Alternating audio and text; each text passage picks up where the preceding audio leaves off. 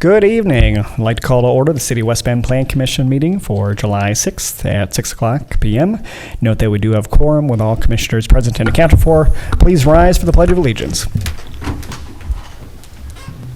pledge allegiance to the flag of the United States of America and to the republic for which it stands, one nation, under God, indivisible, with liberty and justice for all. We're really packed in here, huh? All right. We have a bunch of items on our agenda tonight, with the first being approval of the minutes, the Plan Commission regular meeting minutes for June 1st. Motion to approve. Second. Thank you, Model and Starl. Any questions or corrections? Seeing none, all those in favor, signify by saying aye. Aye. Any opposed? Thank you. And moving on first to development proposals, conditional use permits. And number one, CU-21-003, public hearing for request for a conditional use permit to allow a microblading business permanent makeup at 101 South 6th Avenue within the B2 Central Business District by Laura Slagle. The applicant is Laura of Personal Touch, and the agent is Cohesive Butte LLC. We're going to have a presentation by Business and Development Planner Jim Renke, and considering all these are pretty much the same, do you just want to kind of take them all together and then we'll go down the agenda? Yeah, we could do it that Okay. way. There's a couple of them I can just brief, the ones where we have a little bit of a difference in there. Okay, sounds for good. that. Take it away. So essentially for these next few items for the microblading businesses, we're asking the commission to consider a conditional use permit for these businesses. These are regulated by the state as a tattoo establishment, so under our code, we do require that a conditional use permit be issued for each of these operations for the microblading processes and for the use. So each one of these basically entail the hours of operations, the types of services being provided. They all have their own individual areas, along with sinks and non-porous areas.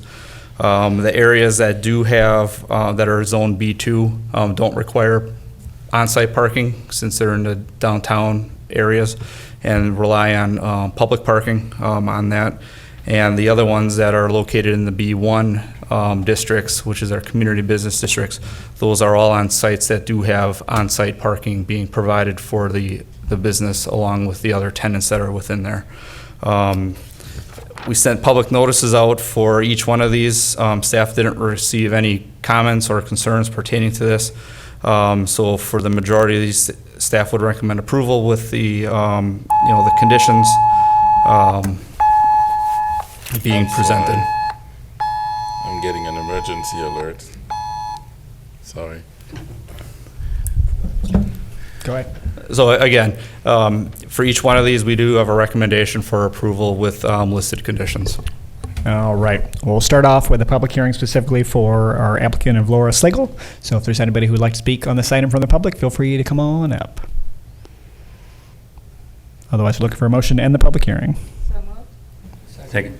Thank you, Fleischman and Dolnick. I'm sorry, who was it? Newman. All those in favor of ending the public hearing, signify by saying aye. Aye. Any opposed? Thank you. And then we'll be looking for approval for this first conditional use. Second. Thank you. And Dolnick and Schmidt. All those in favor of approval, signify by saying aye. Aye. Any opposed?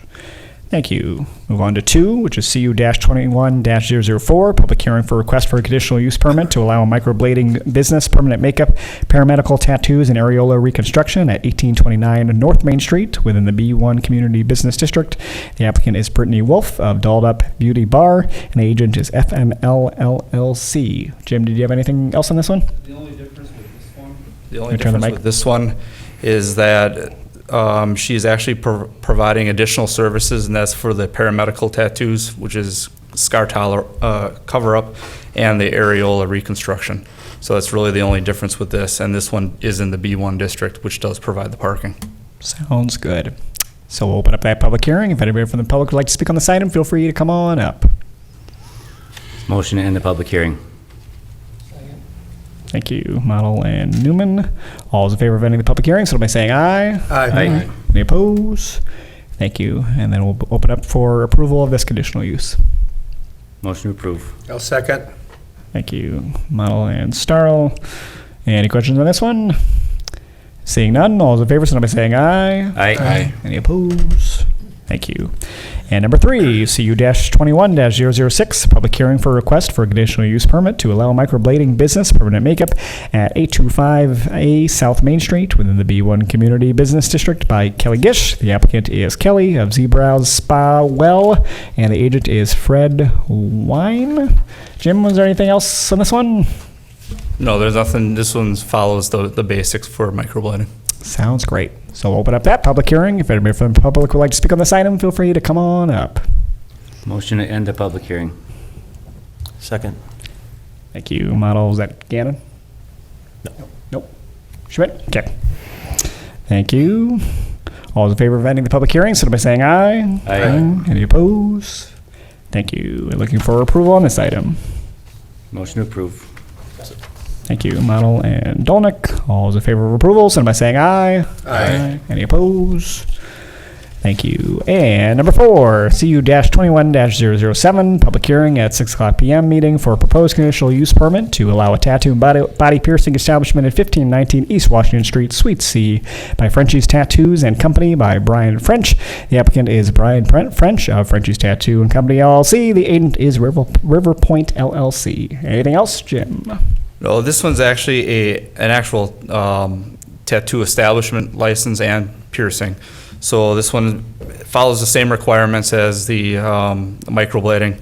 Hours of operation are shown or are described in the staff memo that we have here. They will be occupying an 850 square foot commercial building. They are a tenant within this building. On-site parking is provided for the establishment. And again, public notices were sent out. Staff received no inquiries or comments pertaining to this, and staff would recommend approval with the listed conditions. Sounds great. Then I'll open up that public hearing. If anybody from the public would like to speak on this item, feel free to come on up. Motion to close the public hearing. Second. Thank you, Model, and who said it this time? That was Gannon, okay. All those in favor of ending the public hearing, signify by saying aye. Aye. Any opposed? Thank you. And then we'll look for a motion to approve this one. Motion to approve. Second. Thank you, Model and Schmidt.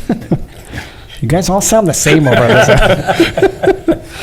All right. All those in favor, signify by saying aye. Aye. Any opposed? Thank you. And I did want to say thank you, obviously, to all 4 of those businesses for doing business here in our city and, of course, going through the proper procedures to get your licensing permits the way that you need to. So thanks so much. And we'll move on to B, site plans. And number 1, SP-21-014, site plan for Washington County Boys and Girls Club, front exterior vestibule alterations at 925 North Silverbrook Drive by Adam Hurdle of American Architectural Group, Inc. The applicant is Jay Fisher of the Washington County Boys and Girls Club, and the agent is Adam Hurdle of American Architectural Group. Jim. Thank you. The site plan is for the Boys and Girls Club. They're looking to do some renovation on the front entranceway. Right now, it's an open entrance going into the building along with a handicap ramp. What they're proposing to do is actually enclose that area, provide a small little patio off of the vestibule area, and then the ADA access will be inside the building, being provided by a lift system. So the ramp and the stairs will be removed. And then the facade is going to include a hardy panel type material along with hardy lap siding, gray in color for the lap siding, and then the panels are going to be the Boys and Girls Club color blue, representing the colors of their establishment. Roof drains will be connecting into the existing, and then any drainage from the patio will just drain down to the parking lot, and patterns will be maintained. Staff would recommend approval of the architectural proposal as presented. Sounds great. I'll open up to the commission if there's any questions for Jim. I think it looks great. So the improvements look real good. I mean, with the more handicap accessible and everything. So I think it's outstanding that the Boys and Girls Club are investing into their building again. So Agreed. Sounds good. I'll abstain. Got it. Thank you. Move to approve as recommended. second, Thank you, Fleischman and Starl. Any other comments or questions? All right. All those in favor, signify by saying aye. Aye. And oppose. Thank you. Congrats to you guys. Thanks for making the investment.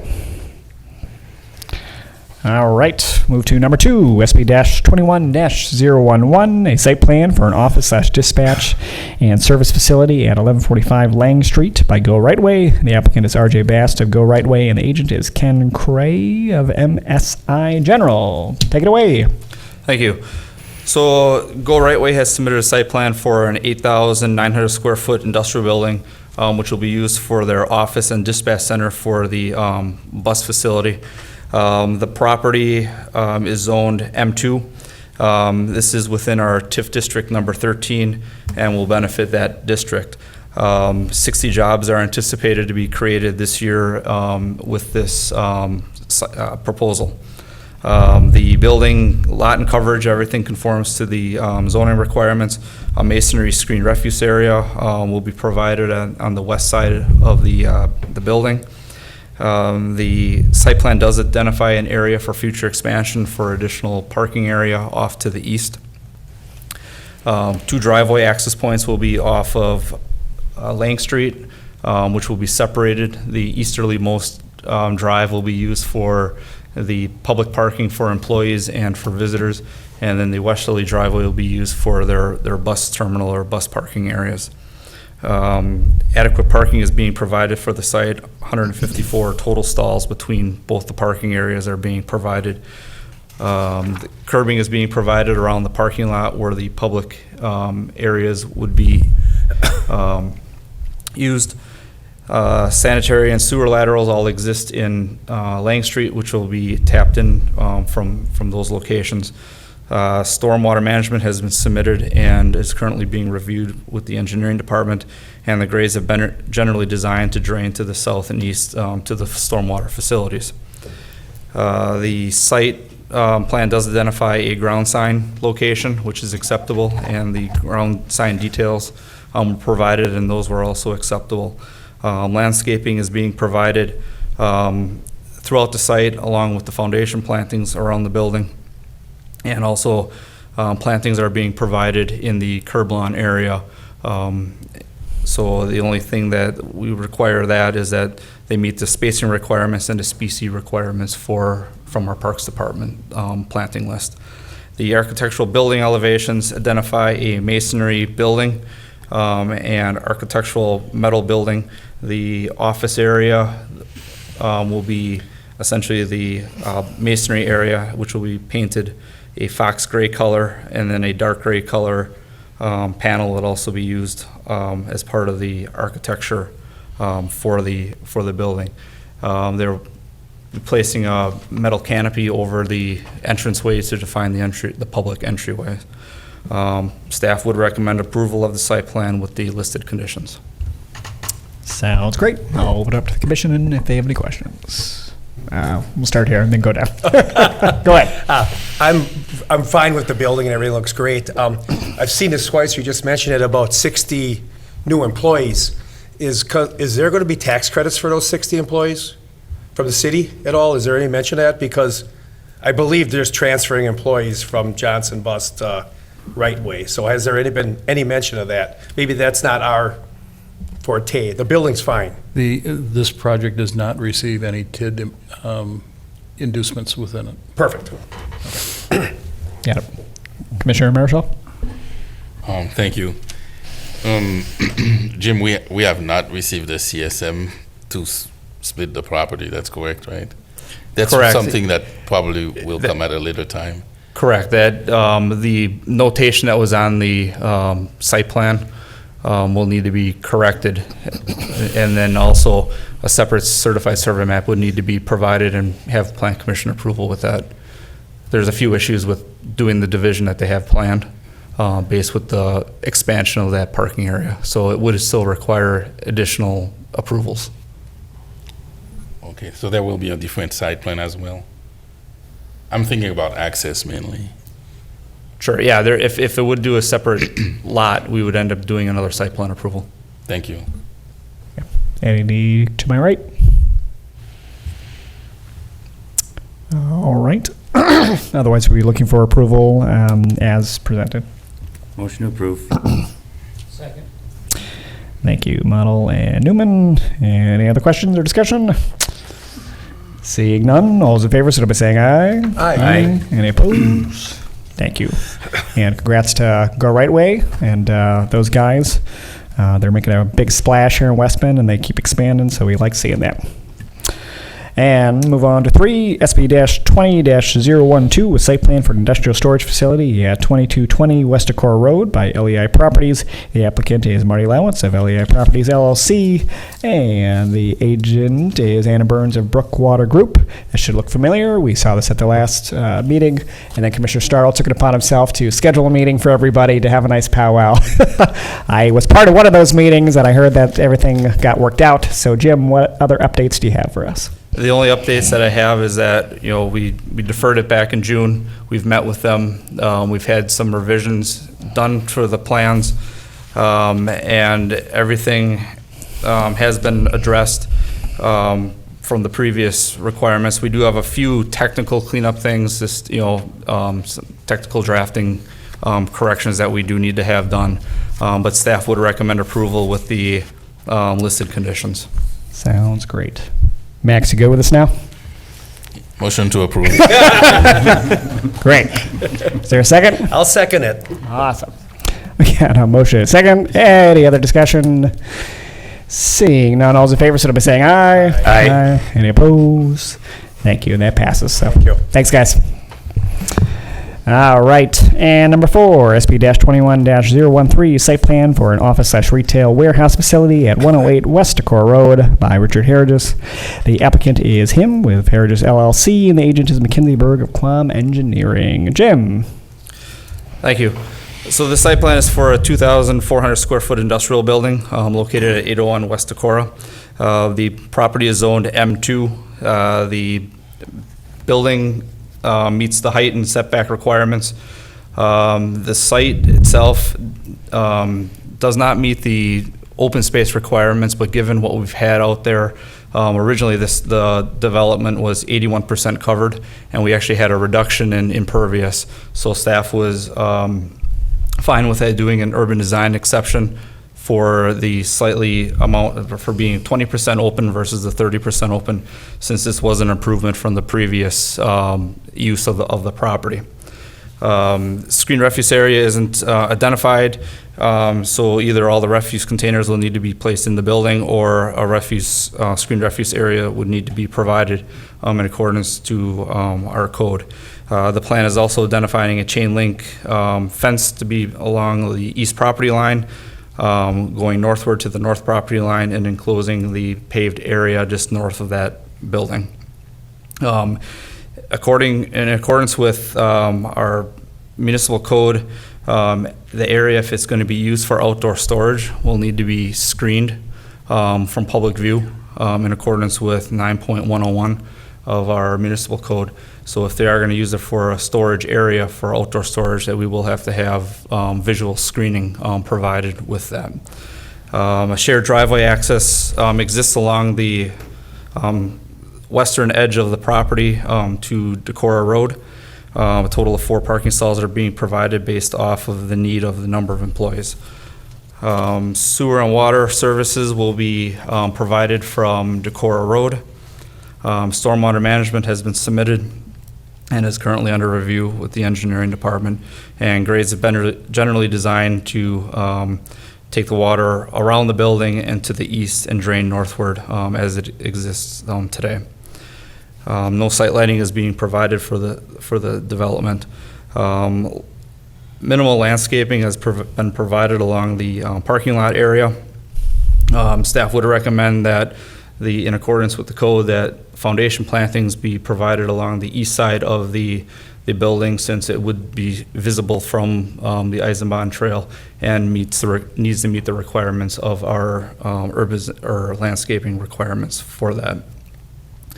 The building architecture will consist of a black metal panel, textured panel. The proposed building doesn't conform to our urban design standards set forth in 1747 4C 2 and 3. The building architecture lacks the brick and block component, and the color of the building also is specified in our code as an unacceptable building, so the building color would need to be revised to be within our compliance of our code, which typically is some kind of an earth tone color. Given the necessary changes to the building and the landscaping, staff would defer action on the site plan until suitable plans were submitted. If the commission would like to consider a conditional approval, staff does have conditions listed below that if they would, if you would entertain a conditional approval, that we could, based on those listed conditions. Thanks, Jim. If I could just start off the discussion with a question for you then. So the type of material, so it's steel versus the brick or block like you talked about, and then the color black. Can you give me some background with, and if you know this, why black is frowned upon? And to me, with the material, I feel like it being steel would make sense with it housing more equipment and stuff, with that being more durable than maybe a block or brick would be. So can you give me some background with that? Sure. Under urban design, it's actually a community standard that we have. So we don't require the building to be completely brick or block. Mm-hmm. We require it to be a portion. That's to, have a uniform type building, and we don't typically do just solid industrial, metal buildings. Our standards have always been, minimum brick or block on the lower levels, and then go to architectural metals on the top, or on the upper portions. So it's an actual community standard that we hold all of our developments to. Is it like a percentage? I didn't mean to break in there, but. I believe, there's the way the code reads, I believe it's 33%, if I remember right. Okay, so pretty significant. But it's not, again, it's not 100% brick or block. It's to help, it's a community standard that we have for all of our developments that we have. And the color, do you know what the background is or why? The color, we frowned just, upon that? the color was, again, it was a community standard not to have an intensive color, fluorescent colors, and, dark, solid colors like that. Black is actually a listed color in our urban design standards of not to be used. Okay. It's just earth tone colors that we were looking And at. I could see that from like a safety standpoint, right? You don't want somebody to mistake it at night, right, and run into the building. So I guess that makes more sense. All right, well, I'll open up if anybody else has questions. Go ahead. Before you even talked about that, was my two major concerns were because it's right on Eisenbahn. I do believe they have to have some landscaping across there, and the color offset me right away. So I'm not a big person on color, but I do think earth tone would look very nice there. And for them to change it up, I can't believe that would be a major problem. But that's my two concerns, are the color of the building and to make sure they have landscaping in front of the Eisenbahn there. So everybody walks by there, my people walk by there every day, and it's part of our city, so. Yep, go ahead. So Jim, you mentioned that the proposed building is an exception to our standard. Was there a specific reason or specific reasons why the applicant wanted the building to be this 100% metal and 100% black? Was there No, I had no reasoning or exception requests for any of that. I believe the applicant is here, if they want to. Oh, yeah. If you'd like, feel free to come on up to the microphone, just state your name and address for us, and let us know what's on your mind.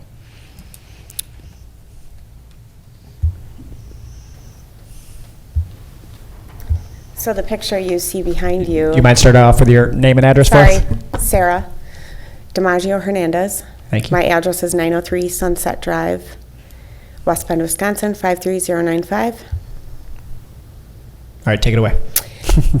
The picture that's behind you is a beautiful, modern, clean, simple statement of a building. That's why we chose it.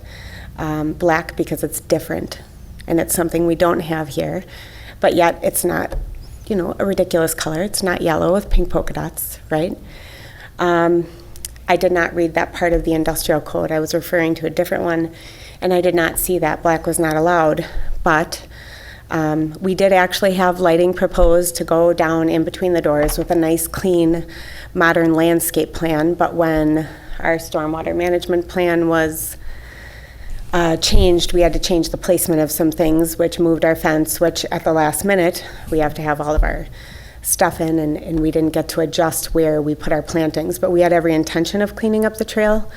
We really want it to look stunning and much different when you're passing. That's a big open space. We own a very, very long length, besides Yar, we own a pretty long length, and it would be nice to dress that up and make it clean. But we were trying to make a statement here and make it something different that you don't always see. We don't want to match our neighbor. We don't want to stand out and be ridiculous. We just want to do something different and bring West Bend maybe into the future a little. We don't want a lick and stick brick, and we don't want the same style that everybody else has. We wanted to make it really nice and sharp. Great, thank you. Does anybody else have any discussion or questions? Commissioner Dolnick. Yep. I mean, if it was a different time of the year, I'd say, sure, we should defer it, but I assume that they would like to proceed, so I would be willing to consider approval with the contingencies and give staff the leeway to approve, if that's acceptable. And then the issue of the black, they're making a good case. Even though it's prohibited in the code, I assume that we could grant an exception? Or would that require a public hearing?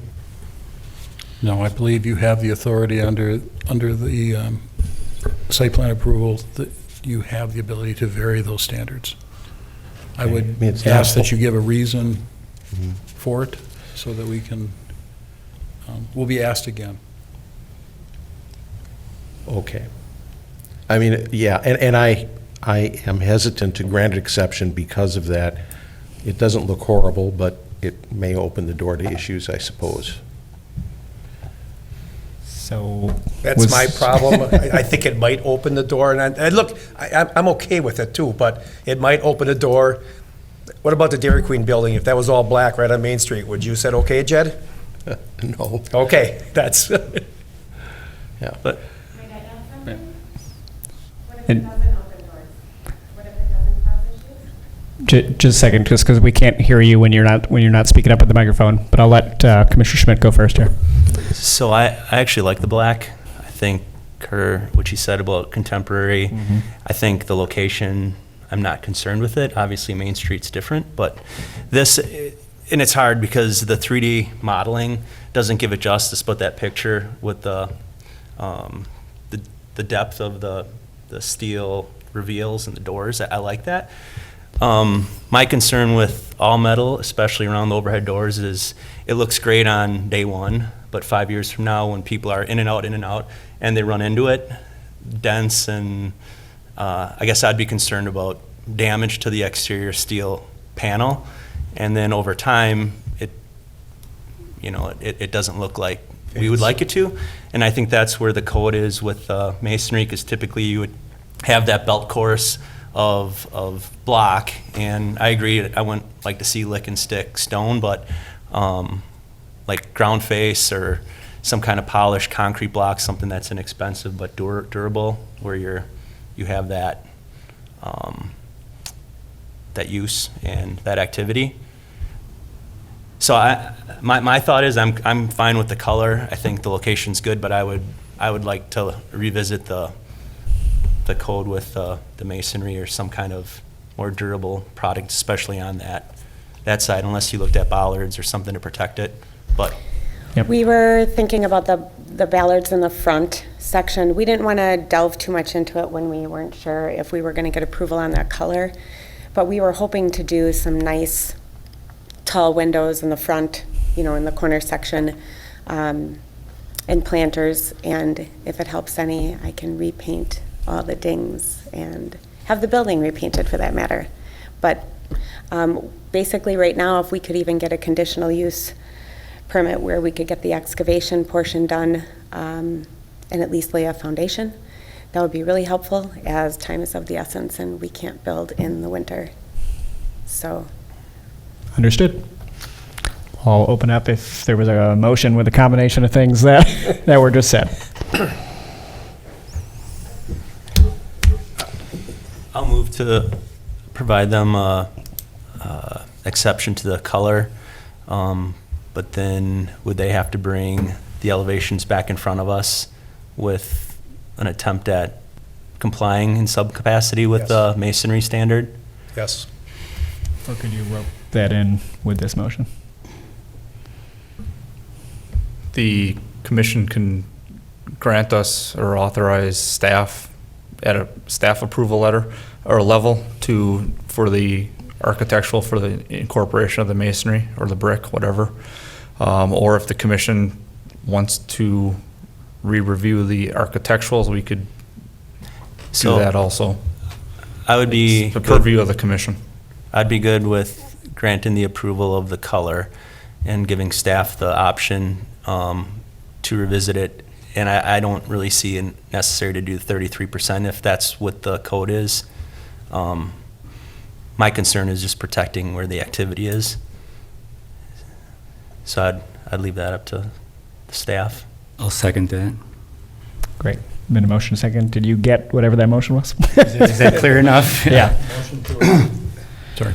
Motion to approve with the color exception, but with staff approval of the architectural changes, including the masonry belt and the additional, or the standard approvals that were listed, or standard conditions that were listed. Yes. So they have to come back one more time in front of us to show us the update, or it's up to the staff to decide on that, is that correct? With his motion, no. Staff would approve it administratively then. As long as we have that direction from you, I don't feel uncomfortable with that. Okay. I just didn't want to take away the purview of the Plan Commission and making a recommendation for that in this without you discussing that. Mike Sounds brought up the concern of landscaping. Is that part of the approval as well, or? I believe you have that in there, Jim? Yeah. The condition number 6 was revision of the site plan to address landscaping concerns and clarification of the fencing. Yep. Sounds great. It's, just so you point out, it's not an excessive amount of landscaping. It's a relatively small site and only has one view shed that we're concerned over, so. Yep. Commissioner Dolnick? I don't know that they need an exception on the 33% because they have the office area that could get stone or the brick or whatever it is. They have the whole backside of it that could get it. I think they could meet the 33% pretty easily. What do you think? It's probably a belt course that would be the easiest for them, but yes, we can work with them on that. Okay.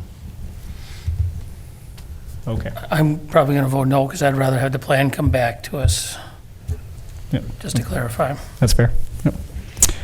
Any other comments or questions?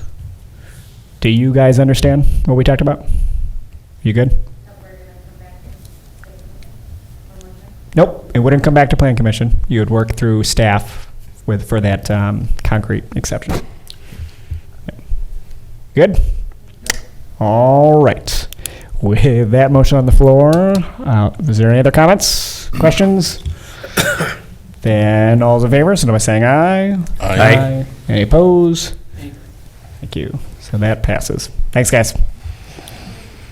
All right. And last but not least, we're on concept plans.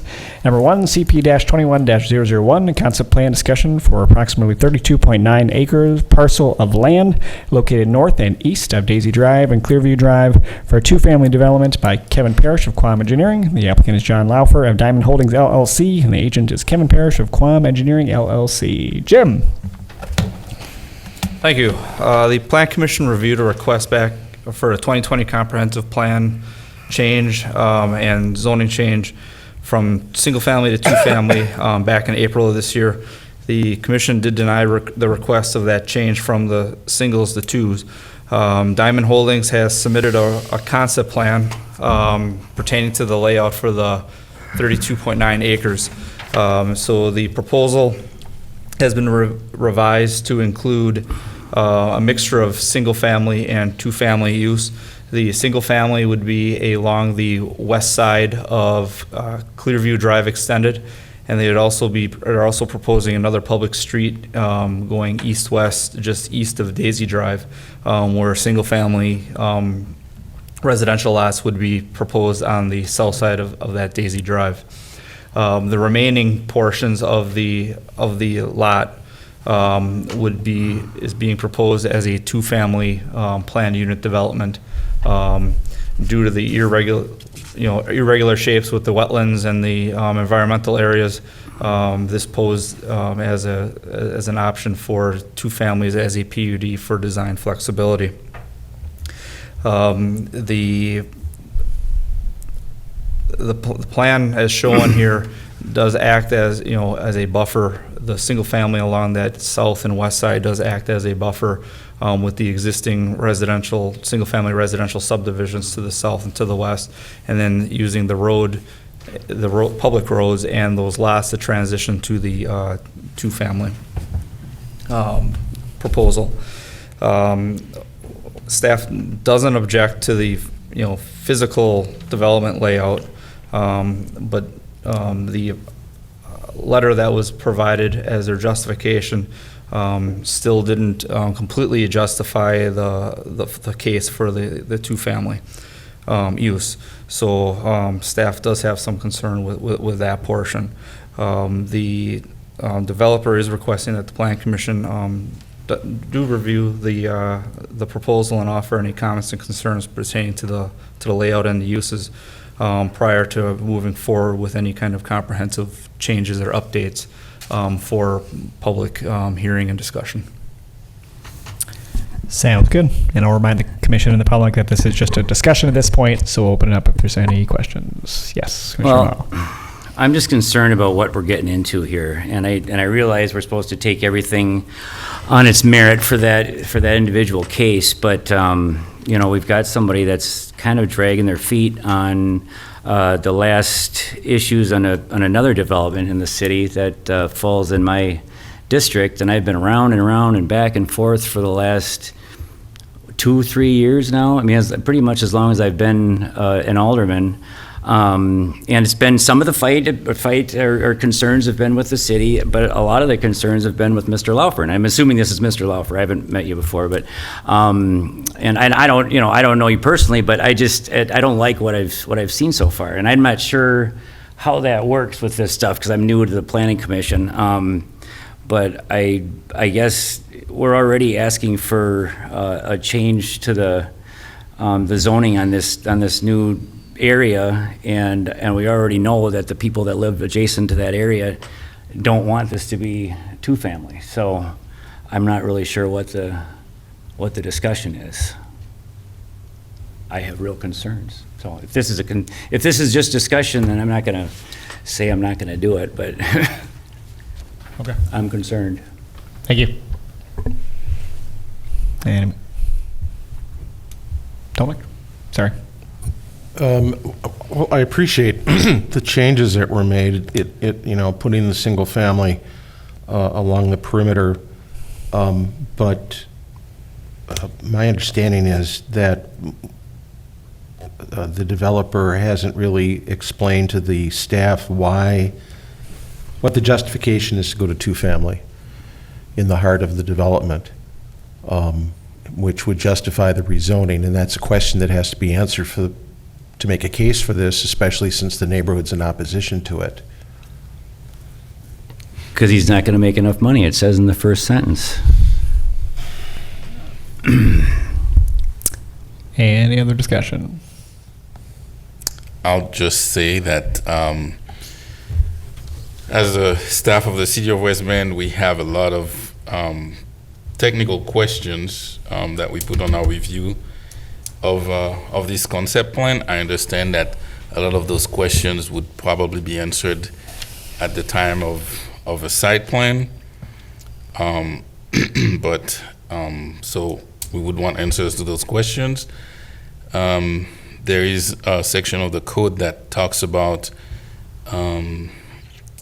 not allowing buildings on specific soil types, and we have those soil types in there.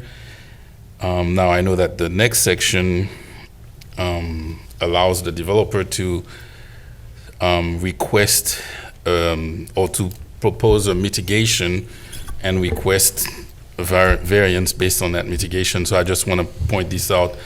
If we move forward with this development, we will need that. Um, and I agree with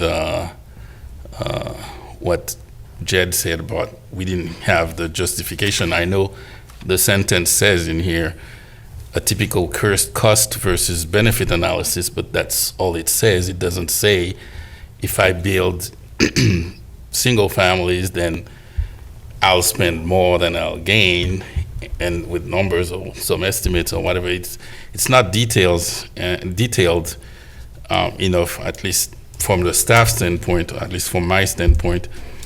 And then the argument of we want to do this because then you don't have to build basements. My question is, all those single family lots will then not have basements as well, or are you putting basements there? And if you're putting basements there, are those lots not facing the same circumstances as the rest of the land? Like, this soil is good, so we can put basement, but that soil is not good, so we're not putting basement. That's why we need the single family. So, I mean, the two family. So that was one of my questions about the single family. Basement or no basement? I can answer your question. Sure. Go ahead. And just state your name and where you're from for us. Kevin Parrish, Quam Engineering. Thanks. Yep. So as you go west, the single-family lots are actually like 5 to 10 feet higher, so we can put the basements in those areas. That's why we pushed them on the west and the south ends. So those on the south as well will have basement? Yeah, that's the anticipated. That's okay. I mean, the people to the south of that, I would assume, have basements, so on the existing subdivision there. I would assume they all have basements there, so we were anticipating basements there. And there's also higher groundwater, obviously, the wetlands there, so putting basements and sump pumps and utilities deep enough to provide sanitary sewer is a combination that's pretty difficult once you get east of Clearview. It becomes really flat, and obviously there's a lot of wetland there. So that was the idea of providing the two-family, because there's no basements then, and you can sell it more like a duplex. So, Got it. Thank you. all right, thanks. Any other comments Yeah, I or have a discussion? question. Yeah. Max, how much adverse soil is there, do you think? How much of the project might that affect? I didn't do a formal estimate on the, percentage of the area. I just looked on the the soils map and realized there's a few of those soil types listed in the code where we do have proposed buildings on top of them, and so there's that section of the code in chapter 18 that says that lands partially covered by these soils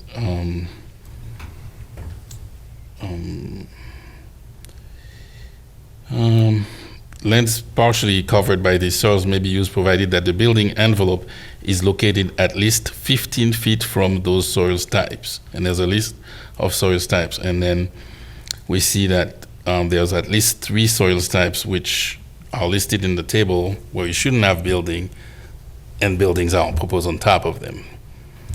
And then, but the next section, paragraph G under this one, does give the developer the option to propose a soils mitigation plan, and then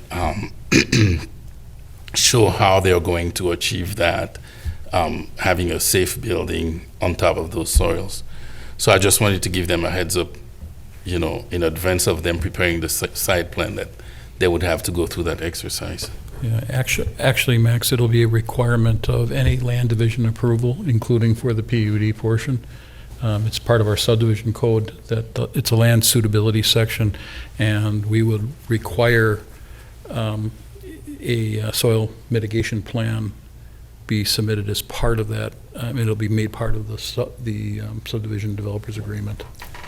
The thing, and that will probably set standards, and how they adjust their grades and all the rest of it will go to answer if they're going with basementless, if they're going, if they have suitable soils, but it's high groundwater condition, how they're going to handle all of that is addressed in that soil plan.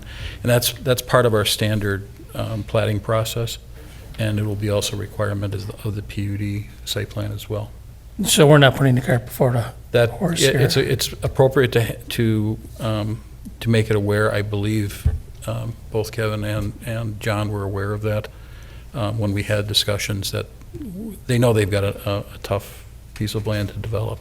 As to how much of it, I would say more than 50% of the PUD area is definitely within prohibited soil groups. But a good portion of that is also within unbuildable portions that are identified as wetlands. So there are some areas where the houses are within those prohibitive soils, in our code prohibitive soils, but those same type of soils are in the subdivision to the west as well, to be perfectly honest, and to the lands to the south.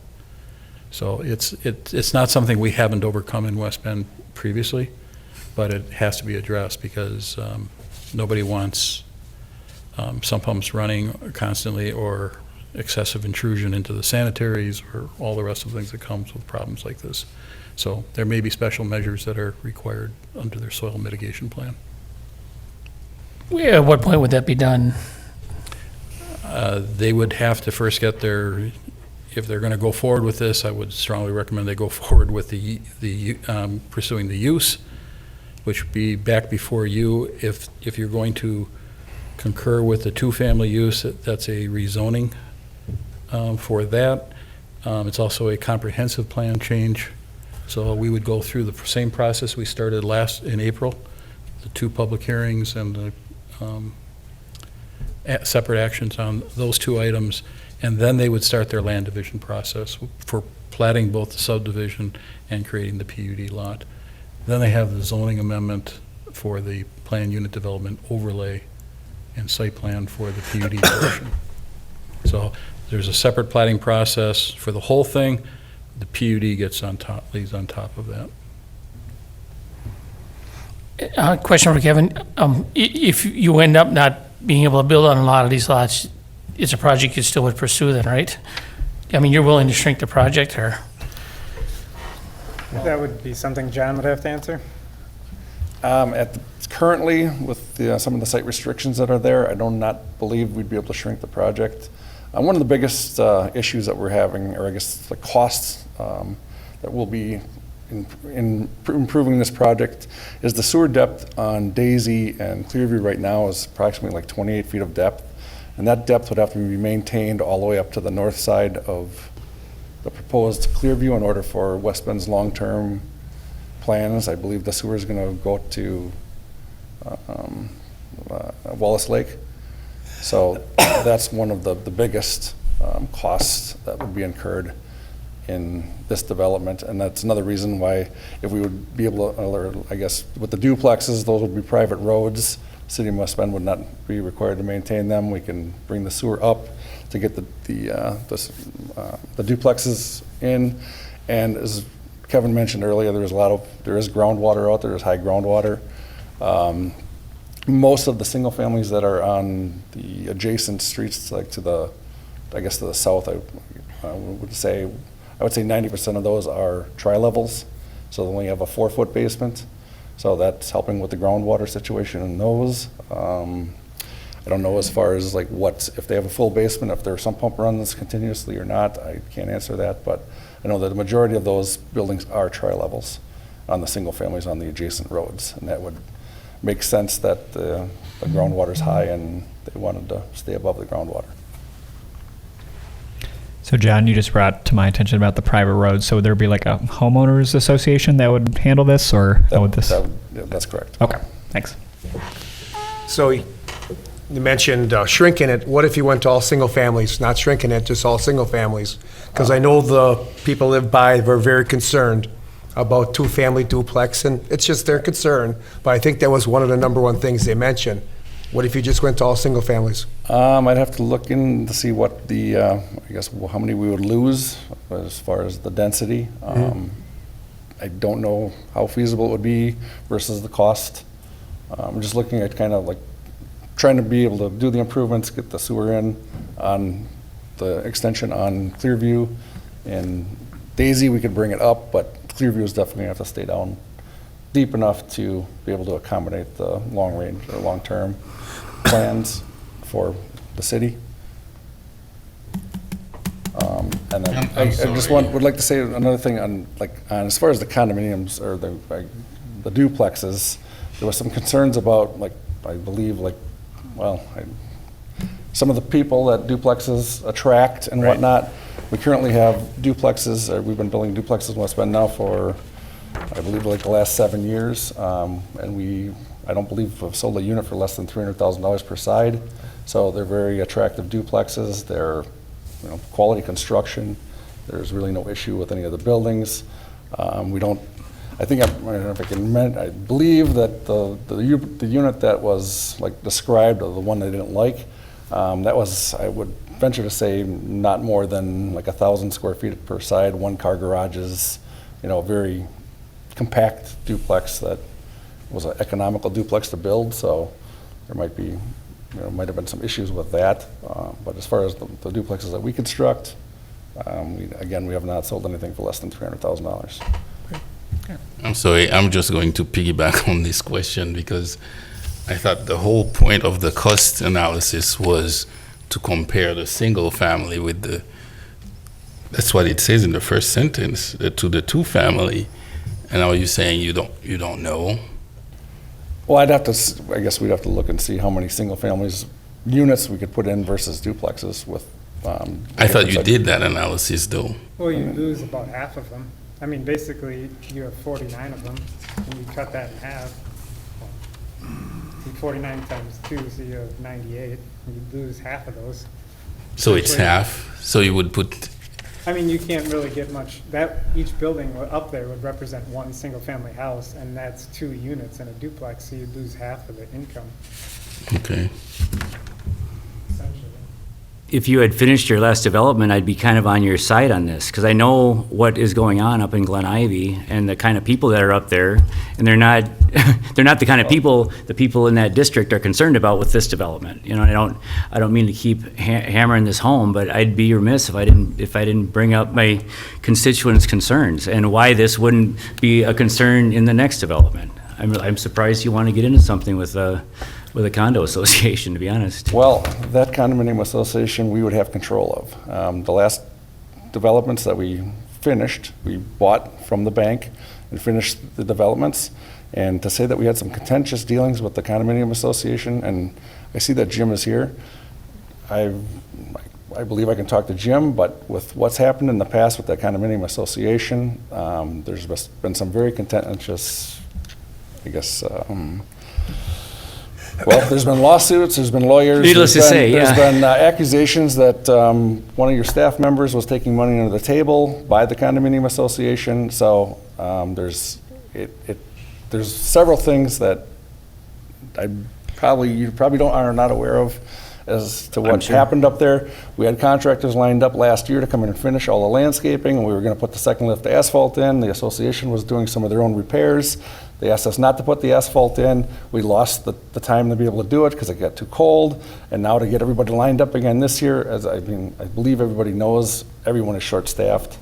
You just told that the last asphalt guy not to do it because the city hadn't given you money or some ridiculous excuse like that. You had somebody on the slated to do it. Okay, all right, and then that was for a fire hydrant repair. I know what it is for. That was finished. We didn't receive our surety back until approximately 3 weeks ago. So I had a little bit of a concern. My asphalter asked. Come on. So, Really? guys, do you mind if we just leave it at that? Because we're talking about a different development. Off topic, I apologize. No, it's all right. Yep. No, I understand what you're talking Yeah. about. But you also have to understand from our side too. There's two people, there's two sides So to every story. So I apologize if you're. Thanks, John. You guys can talk after the meeting and keep going. Commissioner Schmidt, yeah. So I guess my whole thought on it is I appreciate the changes in the buffer to single family. I'd have a hard time going along with it and supporting it if the adjacent residences didn't have that support. So I think you really need to do that cost analysis and come up with a really good argument, because I'm okay going, single family to duplex, but I think maybe that makeup could change slightly to help ease any concerns of the adjacent neighbors. But that's kind of on you to take that risk, but I think I'd be okay supporting this in concept, probably not at this density. I think this density is too much given the ground concerns, soil concerns. But there's a lot of information I don't know that obviously you have to do a little bit more due diligence. I just don't want to tell you that I'm absolutely opposed to it, because I'm not. It's just, I think it might be a little bit of an uphill battle to sell this kind of density on that property. But I don't think it needs to all be single family in my mind. I think it can be a blend.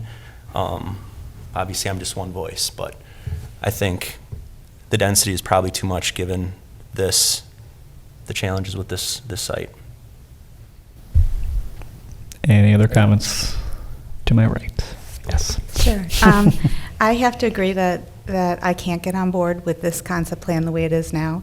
The road design, it's all fine, that doesn't bother me, but really to change the comprehensive plan, that's a big deal, and the people who bought their homes around that area were planning on that being single family. So I do have a harder time getting on board with any two-family back there. But as Chris said, I'm not opposed to it. Let's see if we can make it work, but this is going to have a lot more single family before I can get anywhere close to approving or giving my vote. And I'll just add, it's not unheard of in our community to have kind of public listening sessions or whatever it might be for those people who are around there, and you can take that time to educate them about the constraints of the property and why you're thinking the way that you are, and I think that will go a long way towards earning their respect and maybe not convincing them 100%, but at least so that they understand, so that when it comes back before us, we're all on the same page. So. Well, Mark kind of already highlighted the next steps, if we'd like to have it pushed forward. Can I ask one more Yeah, go ahead. question, Kevin, since I have you here? Yeah. I noticed there's an outlot on the very north side. Yeah. Is this supposed to be a regular lot, or is it really an outlot, and what would be the use for that outlot? Well, that's the pond from the west subdivision actually drains right into that. So Oh, there's an easement through? I don't Okay. think there's an easement, but it just, over the last Okay. 15 years or whatever, it just drains there. And Okay, that makes sense. Thank you. Yeah. Sounds good. So next steps, they jump through all the hoops that you talked about before, Mark. Any other recommendations for these two guys while we got them here in front of us? Sounds good. Thanks again for coming, guys. Thank you. Having no further business for the Planning Commission, I adjourn by the call of the chair. Have a good night.